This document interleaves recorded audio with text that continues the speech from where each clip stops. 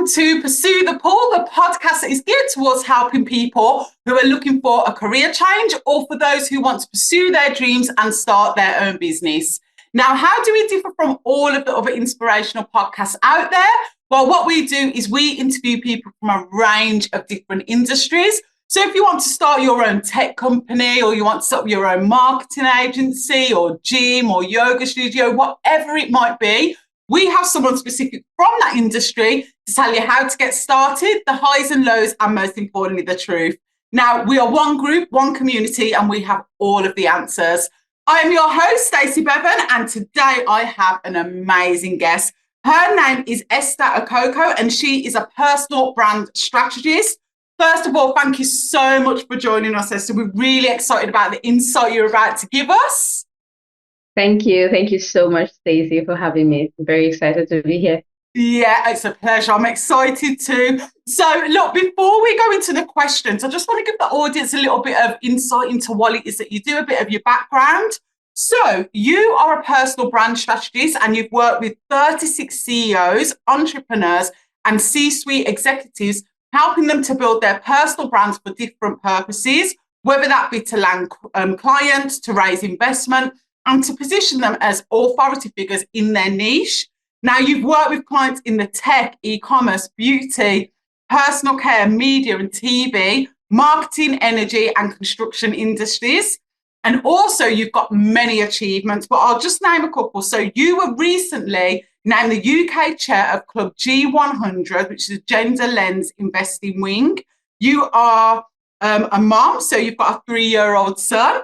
And you are also the executive director at Homly LLC, a property tech company. Now, you also have 3 degrees. You've got a BSc in international relations and a diplomacy, MSc in gender and development, and an MPhil in political science. And you're currently working on your 4th degree, which is your PhD in political science. Look, this is amazing. So I'm just going to get straight into it. So, look, tell us about your background. Where did it all start? How did you get to where you are today? Where did it all begin? Okay, so I grew up in a very, I would say I grew up in the academic area, or I grew up in the university because my parents were lecturers, they were professors in the university. Now they're retired. So I just grew up around learning, basically. So you just had to be learning something. You had to be in school. Yeah. So after your BSc, you just have to keep learning. You have to go back to school for your master's. You have to go back to school for your PhD. Yeah. So I think that's where the I would say culture of learning got into me. That was where I imbibed that. And yeah, I just carried that along. When I started working, I started doing a lot of research online, taking a lot of marketing courses, taking a lot of personal branding related courses online. And yeah, just basically expanding my knowledge and all of that. So coming from a teaching background, like having parents that are teachers. By the way, my mom also owns a school. She runs a nursery and primary school where for kids and toddlers. So the learning culture, is just in my blood, I think. So coming from that kind of background, I only knew how to learn, only knew how to read. I just kept reading, I just kept studying. And yeah, it finally paid off because I started seeing a lot of potentials and a lot of opportunities that I didn't even know existed out there. I didn't even know that I could be networking with people from all over the world, but just because I had that intuition and that hunger to always want to know more, I discovered personal branding, discovered digital marketing, copywriting. I was a copywriter, or I've been a copywriter for a couple of years now. I learned it just online by myself, just self-studying and just learning online. So I discovered copywriting, and since then, there's literally been no stopping me because the more you learn, the more doors you get to open for yourself, and you're able to do things that you don't think you could ever do. Wow, amazing. And then, so how did you, because you work with like a lot of clients now independently. So how did that all come about in terms of like the personal branding? How did that switch happen? Okay, so I have worked with agencies. In the past, I think I started off with a marketing agency, Hmm. and then I worked with them for about a year and 6 months. But then I left them, and I really grew interest in personal branding. So I left the marketing agency for a personal branding agency because that's where my passion Yeah. lies. So I worked at the agency for about 14 months, which is a year and like 2 months, before I decided that I wanted to go on and do my own thing. So I didn't just come out of the blues and just started doing my thing. I had to go through the training because you need hands-on experience, which is what the agencies that I've worked with actually gave me. They're like amazing people I worked with. I had like amazing team members, amazing bosses, founders, and all of the knowledge that I got, the trainings, what I'm now using to serve my own clients. Yeah. And how did that? So you went and you just kind of went on your own. How did that transition happen? And did you think, oh gosh, how am I going to get any clients? And is this going to work on my own? How did that transition happen? And what were your feelings at the time? It was, to be honest, it was a difficult one. Very difficult decision because I had the fears like, okay, what if I do this and I don't? I mean, I had the working with an agency, there is that you just have that assurance that you get some sort of monthly salary or Yeah. wages being paid. You don't have to worry. And I'm a mom, I have a kid to take care of, I have bills to pay. Yeah. So I'm like, am I sure this is the right decision? Am I doing the right thing? But I had a very, very supportive boss, which is one thing that I know a lot of people might not have that privilege or get lucky to work with, but like people that would want to push you and support you to be great. But Yeah. I had a very supportive boss, and she literally pushed me. I was like, "You can do this." She was like, Wow. no, you can do it. Don't worry, you can do it. You should do it. You're good. See the results. You've got XYZ results for the client. You can go on and do your own thing. So she's actually my mentor, like till date. I always go back to her for like advice and career like advice and all of that. So she actually gave me the confidence to do this, and actually recommended she recommended me to my first client. So Wow. she, because she has a lot of friends, and yeah, she's in the industry, she has a big name, she has made a big name for herself. So she just mentioned to one of her friends like, oh yeah, my I can vouch for Esther. She has been with me for a year and some months, and she has delivered great results for clients. Now she's going on to do her thing. I think you should go to her. That's So amazing. yeah, very, very, very. So yeah, I started off with that client, and I just made sure that I delivered, like the results were amazing. I made sure that, because I was like the first client that I was ever gonna work with, and I just went all in with like everything that I had. Yeah. And yeah, from there I got referrals, and one thing led to another, and then I started getting my own clients, like growing the my client base.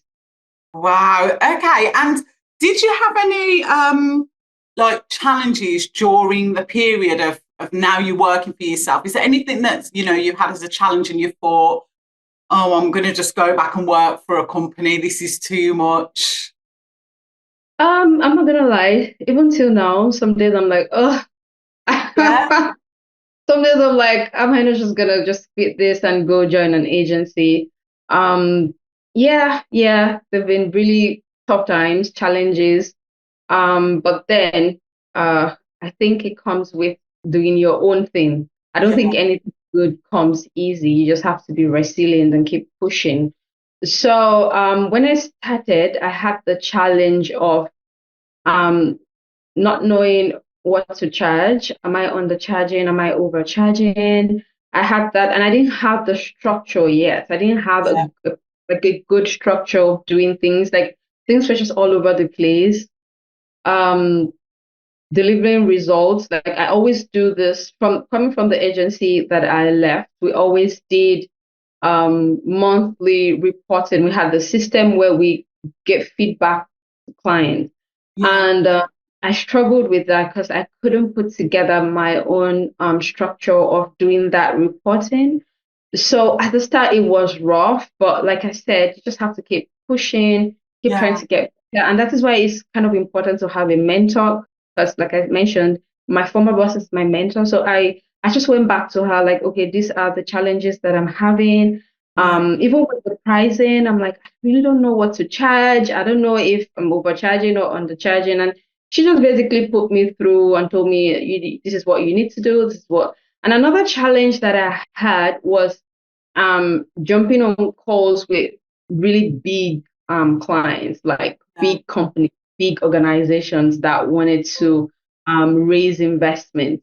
So it could be quite intimidating because I mean I'm just a young lady, a young girl. Yeah. It could get intimidating having to face CEOs with mostly they're like male they're like the male gender, and sometimes they might talk down on you, like, oh yeah, so what do you think you can do? Like there's that doubt that comes with, are you sure you know what you're doing?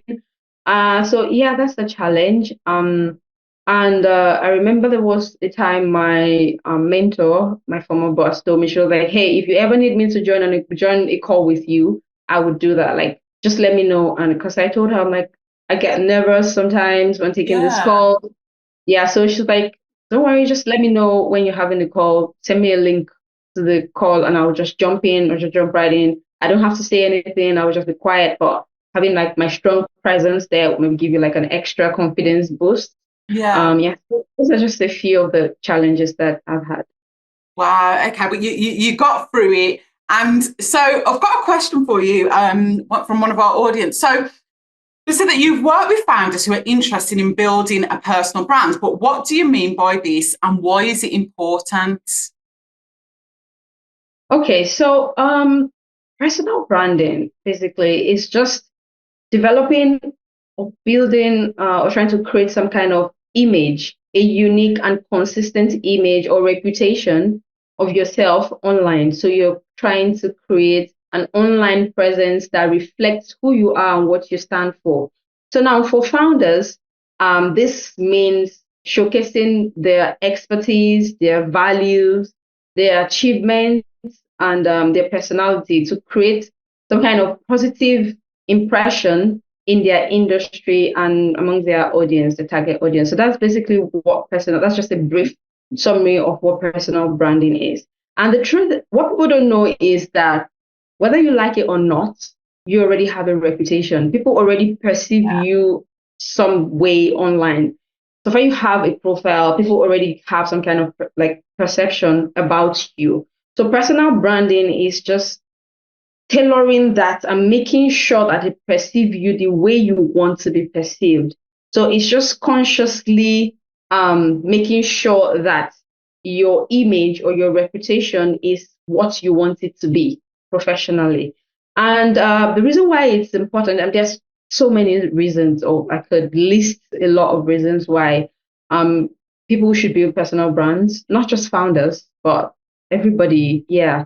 Um, for credibility, because when you have people get to recognize you as an expert in your field, and when they recognize you as an expert, they are more likely to trust your opinions.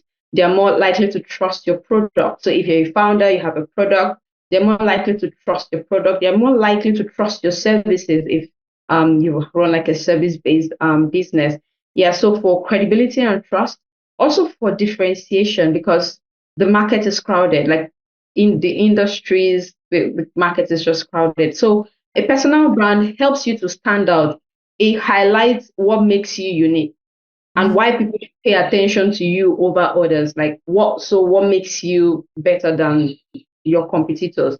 So your personal brand is what differentiates you. Also helps you attract opportunities because I mean, I have clients that have gotten speaking engagements, podcast invite, partnership, media appearances just off their personal brands. Mm. So it could help you like get visibility and which would lead to opportunities, like a lot of opportunities opening up for you. Another reason why it's important is for networking. Um, yeah, it enhances your networking efforts. You're able to connect with people all over the world. You can imagine connecting with you all the way Yeah. from like Malta. Yeah, so your audience becomes worldwide and not just localized maybe within your region or your country. Yeah. So you're able to network with people from all over the world. Mm. And it also gives you influence and leadership because a strong personal brand positions you as a thought leader or as an influencer in your industry. It also helps with growth, business growth, because for founders, a personal brand would directly impact the success of your business. You're able to land clients, um, partnership, like partner with other brands, even raise investment. You're able to connect with investors and people that would basically just help your business grow. And the last thing I would like to mention is um, um, it's a safety net. I like to call it a safety net because one of the reasons why I started building my personal brand, as initially was never to be out of a job. I didn't want to ever like be jobless because I struggled for a little bit when like trying to get jobs are very difficult. So yeah, I just wanted that safety net that I would never be out of a job or unemployed. So a personal brand can give you like a cushion during challenging times. So if your business is facing difficulties, your personal brand can help maintain your professional reputation and open doors for new ventures. I've seen people leave, like founders, maybe exit their business and get to join another business and become maybe like co-founders just off building their personal brands on LinkedIn. So yeah, I like to see it as a safety net, having like a backup plan if anything goes wrong. So like I said, a lot of advantages or reasons why I think people should build their brands.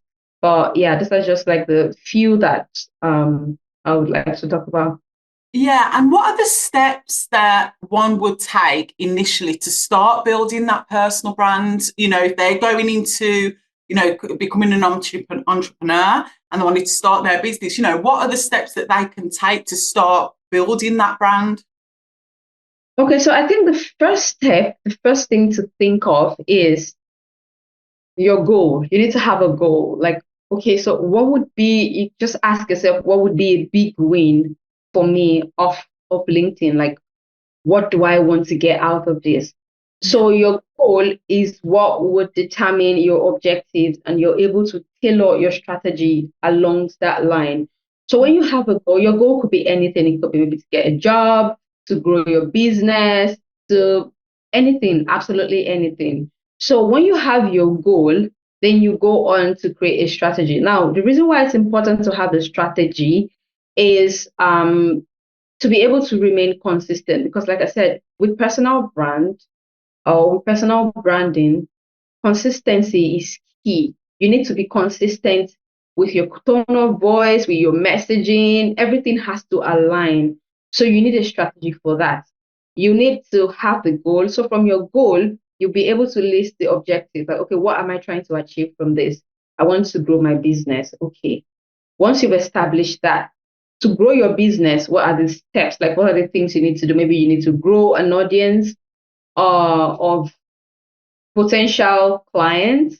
You need to maybe come up with a business plan. You need to, whatever it is, you come up with the objectives and then move on to creating a concise strategy. Now, your strategy is having a posting time, a posting schedule, having your content pillars, because you need your content pillars have to align with your goals. So if you are trying to, for example, if you're trying to you're seeking investment, you're trying to raise investment. You don't need to start talking about maybe what is trending in the news. We're talking about politics, or you don't need to start talking about football, maybe the Premier League or whatever it is. That is going out. It's completely out of. It's not in line with your goals. So if you're trying to raise investment, the kind of content you need to put out, one, you need to share your story, like the story what behind you starting that business, what led you to start the business. All those kind of details are the things that investors are looking out for. So to create a good strategy, you need to put yourself in the audience shoes, like the people you're trying to reach out to, put yourselves in their shoes and just look at things from, okay, if I were to be an investor, what are the things I would like to see? You like to see the market, the numbers, the market potential, the unique value proposition, all of that good stuff. So all those things need to be like, you need to infuse all of that into your content. That is why it's important to have content pillars. So the pillars would guide your content, whatever it is you're writing on or posting on LinkedIn.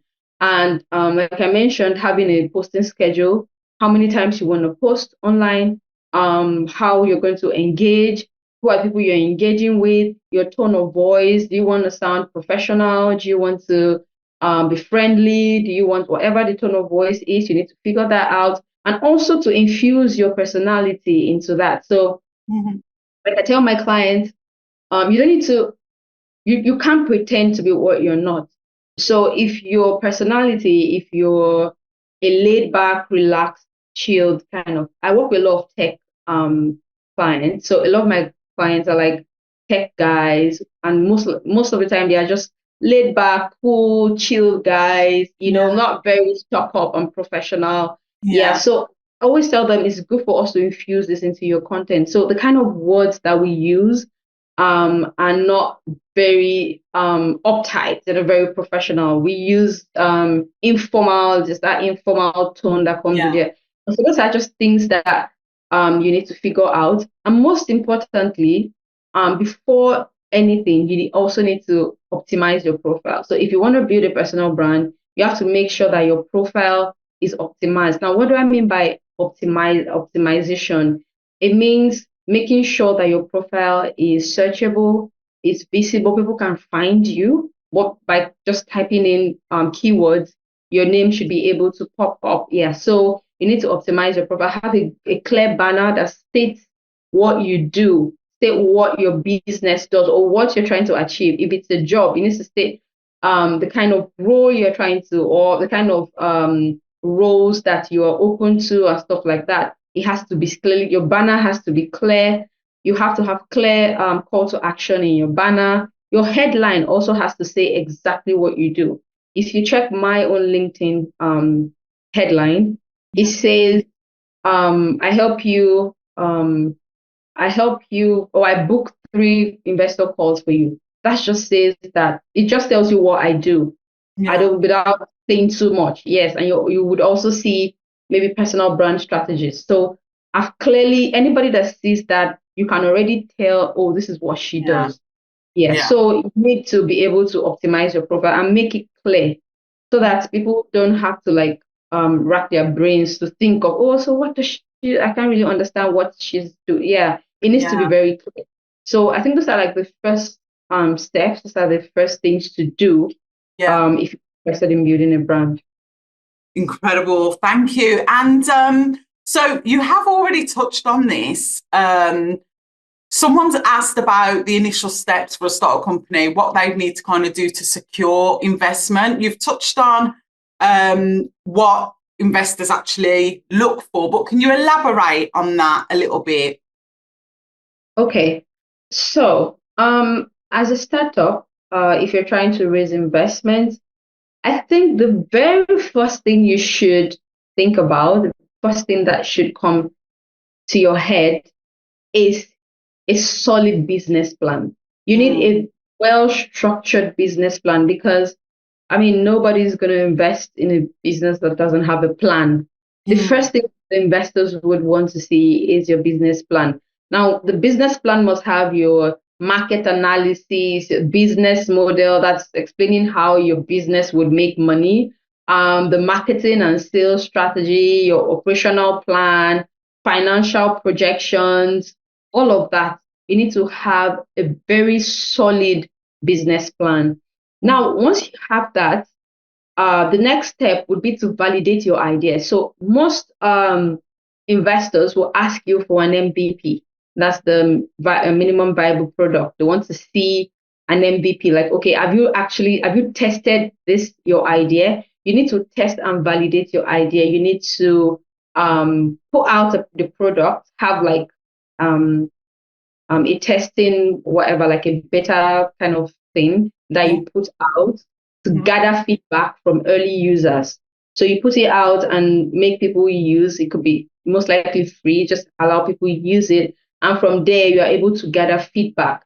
So that's one of the first things that an investor will want to know. Like, okay, do you have an MVP out? And what were you able to gather? What are the feedbacks from the users? And then you need a strong team. You need a very strong team because investors invest in people as much as ideas. They need to be sure that you have the team to deliver the result. They need to be sure that the plan that you've put together, you have people that would actually see that it is like the goals are met. Then you need to craft a compelling pitch. So you need to have a pitch deck, visually appealing presentation, because I book meetings for people trying to raise investment, and most times the investors will just ask, oh, send me your deck. You need to make it visually appealing, but also infuse your business plan, your team, the market opportunity, financial. You need to infuse all of that into the pitch deck, but make it short. Don't make the slide like really long. Just make it short and visually appealing, and come up with an elevator pitch. Like, just have a brief description of your business that you can deliver in under 1 minute. Like, if they give you less than a minute to sell yourself, so you need to have an elevator pitch. So with that, having a plan, an extensive plan, having an MVP that has validated your idea, and having a pitch with a strong team, you're good to go. You're good to go with that. Oh, that's great. Thank you so much for that. And why should, because there's always a question around this, like, why should entrepreneurs seek investment? Like, what are the positives of them doing that? Because some people say, oh no, if you can self-fund it, then do that because you get to keep 100% of your business. But there's a lot of people that come on and say, no, there's a lot of positives with getting an investor. So why do you think entrepreneurs should seek investment? Okay, so seeking investment obviously has its advantages and like the downsides. But for the advantages, I would say the first thing is the credibility and validation that comes with it. Because if you're able to raise investment, if you've secured investment, it serves as a strong validation of your business model and your market potential. Like, people, it just validates your business and you get market credibility. You're associated with reputable investors, and this just makes people know that, oh, this is a strong business. If people, reputable investors are willing to part with their money and give you their money to invest in your business, then that makes you credible. That makes your business like really credible.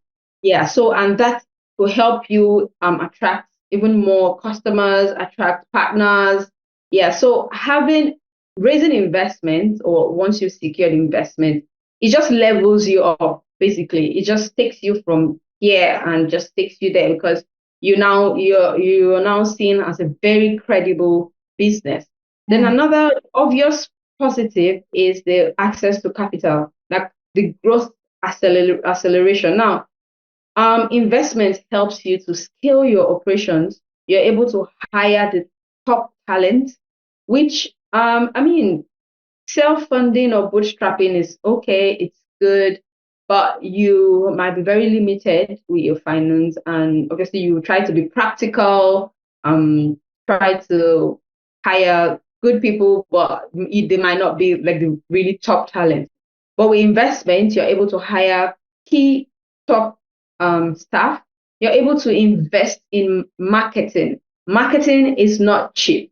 Mm-hmm. To invest in good marketing, it's quite expensive. So having access to capital helps you to invest in marketing and helps you to expand into other markets. It also helps with research and development. So if you have investments or you have investors, you can decide to fund research and enable creation of innovative products, or to be able to advance your product. So if you have a product but you want to make it better, you need to do research. So having access to capital, having access to investment gives you allowance to be able to do that, to be able to research and make innovations.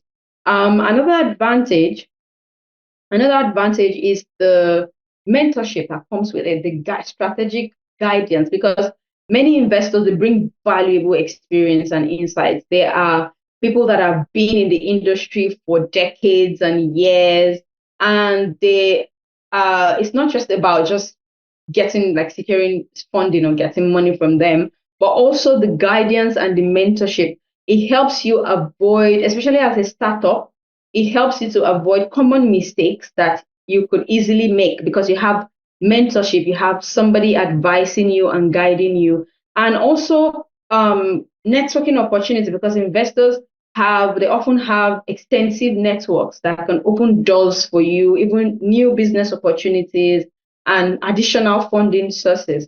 And another and very important advantage is the shared risk. The risk mitigation. Bringing in investors allows you as a business owner to share the financial risk that comes with growing the business. So everything is not on you. You get to share the challenges. You could even rub minds with the investors if you're going through tough times. You're not alone. You have a support system. Basically, you have people that you can share things with and brainstorm things like ideas to get you out of where you are. So investors can provide that operational support and help you navigate challenges and mitigate risk.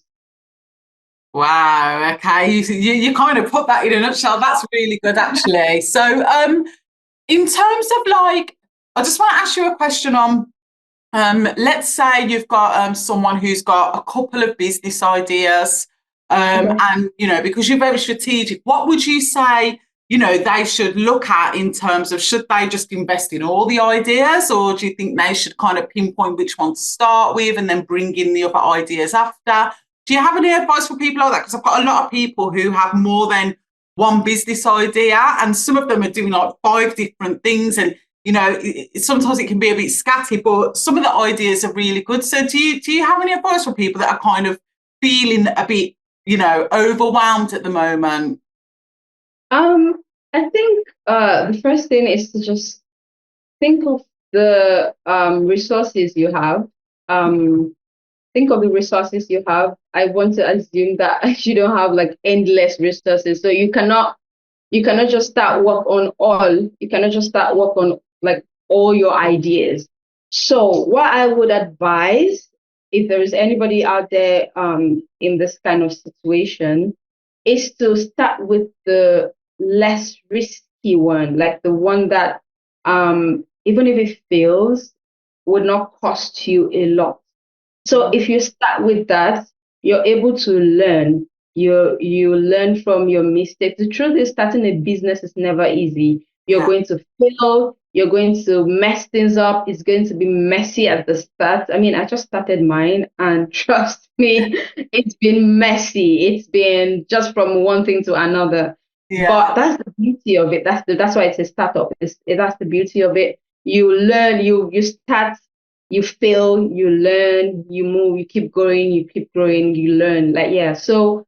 I would say start with the easiest idea, start with the less risky idea, make mistakes, but make sure you're learning, make sure you're learning and trying to improve on that. So when you get to a stage where you know that you are comfortable, you're balanced, like the business, that's if the business doesn't fail and completely pack up. Yeah, when you know, okay, you've been able to build this up to a level, then you can pick up the next one.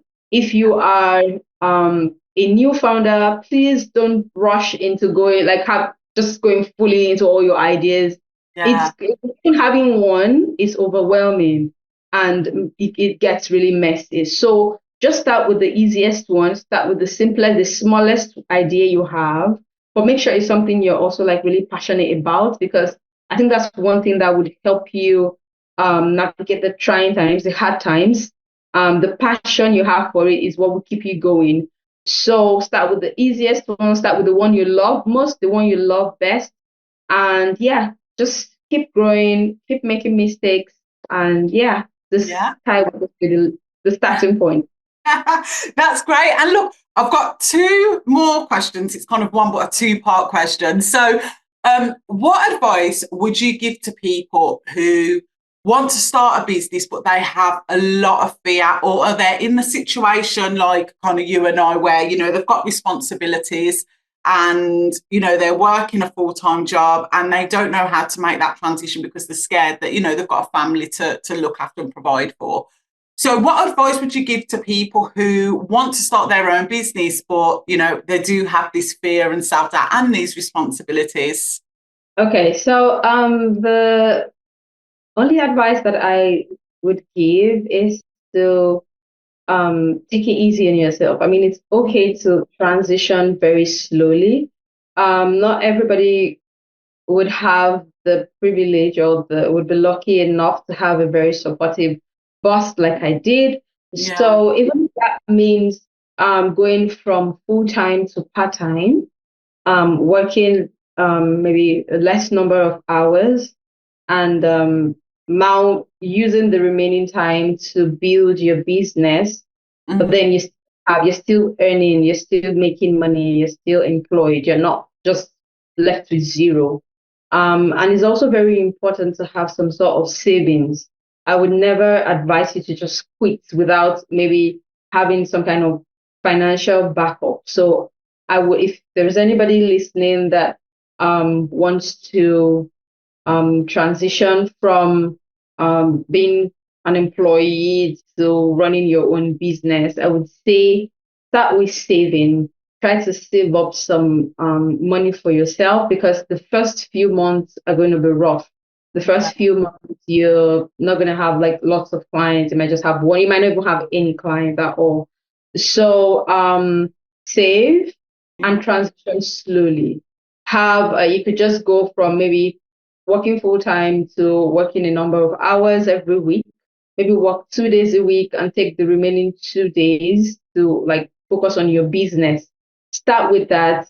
And when you start gaining traction, when you see that think the business is growing, you can now completely quit and join. I think that's the safest way to do it, Yeah. especially if you have responsibilities. So that's the advice I would give.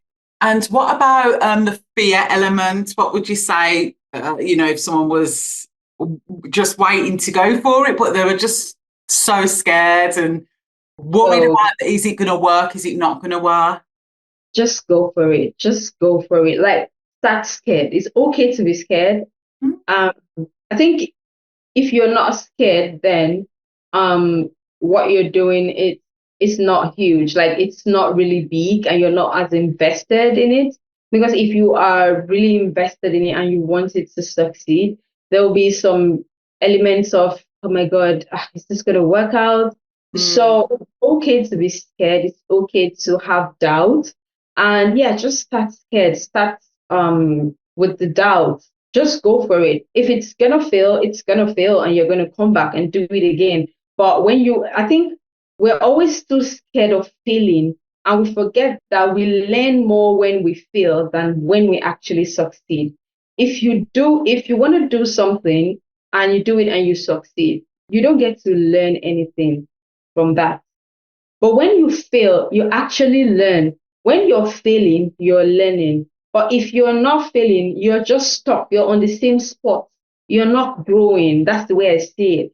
If you're not, so I think there has to be some mindset shift. You need to be able to adjust your mindset to see that failing is actually good. Yeah. It's not bad. It's Yeah. only bad when you don't learn from it and you don't grow. So it's okay to fail, make sure you're documented. That's one thing that I learned from my former boss, my mentor. She would say, document every step, like every process that you go through, everything, document, keep records, so that when you look back, you can look back and say, oh, this is the area where I made this mistake, and I'm not going to do this again. So I'm going to change my strategy to this particular thing. So Yeah. stop scared, it's okay to be afraid. It's okay to have doubts of succeeding, but don't let that hold you from going in. Go in with the mindset of, yeah, and so what if I fail? I'm just gonna start again. I will just pick myself up, start again. Yeah. So that should be the mindset, and that Yeah. would help. I love that. And last question, what advice would you give to someone that wants to do exactly what it is that you're doing? Is there any training that you'll recommend, or what would you suggest?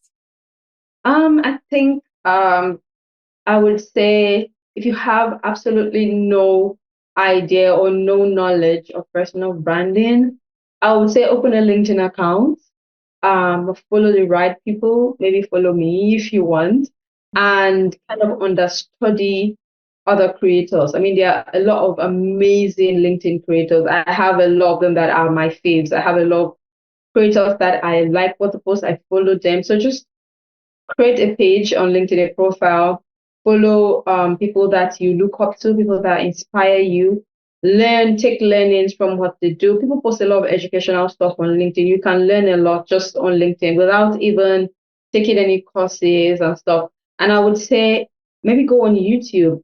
I think YouTube is very underrated. People talk about taking on like paid courses, but you really don't need to pay money for nothing. Like a lot of information you need to get started as a beginner. I think maybe when you want to go from beginner to maybe advanced, you might need to maybe pay for a course or something. But when you're starting as a beginner, you don't need to pay for anything. There are a lot of free resources online. There are even free courses you could take on digital marketing and things like this, copywriting. Just go online. You could just even type it in Google. You would see a lot of these courses will come out. Just take one or two of these courses, join LinkedIn, follow the right accounts, the right creators in your industry, in your niche, and just learn from there. And start. The truth is, you would never get good at what you do if you don't start. You can learn and pay for 1,000 courses and do everything and have all the certifications. But if you actually don't start implementing, you're never going to really like learn. Yeah. So yeah, I would say also start putting out content, just start posting. What you're doing at first might be terrible, it might suck, it might not be good, might not be great, but you will learn from that. And because I started building my brand 2 years ago, and I'm very sure that if I scroll down like through my LinkedIn content and go back 2 years ago, I'm very sure I'm just gonna cringe by some of the things that I posted. Yeah, so just keep posting and learning. And from there, you would understand, you get the hack, you understand the algorithm and things around personal branding. And you can use yourself as you can be like your first client. Use that, practice the things that you have learned from courses or from other creators and implement them on your own personal brand and just monitor the success, the results that you get from all this. And yeah, from you can even start putting out your own results, like the results you've gotten, just start putting that out, like, oh, this is what my impressions were last week, and then I did this, and this is what they are this week. Yeah. And that, yeah. So you're carrying everybody along your journey. You're growing in the public, so people can see your growth. And before you know it, you just get like people asking you in your DMs, okay, how did you do this? How did you do that? And you say, okay, I can do it for you. I can do the same for you. So it starts from there. It starts from there. Yeah. For me, when it comes to the raising investment side of things, I would say it's something that I just stumbled into because personal branding is what I do. Yeah. It's um it's where I have like the skills and everything. But the investment side of it, I would say stumbled into it because the last agency I worked for, I was a personal brand manager. So I managed brands, I think the brands of almost 10 clients in total. And it started with one client saying, "Oh, I want to reach out to investors." And my boss told me, I was like, okay, this client wants to reach out to investors. I think you should start, like, put together a strategy and start searching for investors and doing some kind of outreach. So I started with that. And then there was another client that also wanted to raise investment. So that sort of became my thing because I just started that way. And I mean, I made some mistakes. We did not get like all the results we wanted, but I was able to also, like I mentioned, learning and like making adjustments. When you fail, you to learn from your failures. So yeah, just taking learnings and growing, getting better. Even till date, I'm still learning. If I do, I do a lot of analytics and I deal with numbers a lot. So if um I need to book 4 meetings in a week for a client. I know that I might need to send about 100 messages. Like I might need to do about 100 outreach to be able to get 4 of them booking calls. So I do a lot of numbers. So if I send 100 and I get just 2 calls, then I have to go back and look at the messaging. Like, okay, Yeah. this messaging, do I need to change anything? Maybe it did not really sound, maybe it wasn't convincing enough or stuff like Yeah. that. Yes. So just look at your numbers, even with impressions. Like when I post content for clients and it doesn't get the kind of traction that I expect it to get, I go back to look at the content. Okay, so what made this not perform well? Then I pull out a content that probably performed very well in the past, and I just say, okay, why did this do well and this did not do well, and just analyze things, Yeah. learn from your failures or from results that are not so great, and then grow from there. If you do that and document every step, you will just keep flying. That's just it. That is amazing. Look, you have been incredible. Thank you so much for coming on and just giving all of this free advice. You know, you gave a lot of insight. So I just want to thank you so much for coming on. And I know our audience are going to gain a lot from this interview. So thank you so much. Thank you. Thank you so much for having me. I've had a blast, had a good time. Thank you. Enjoy the rest of your day. Thank You you. too. Bye. Bye.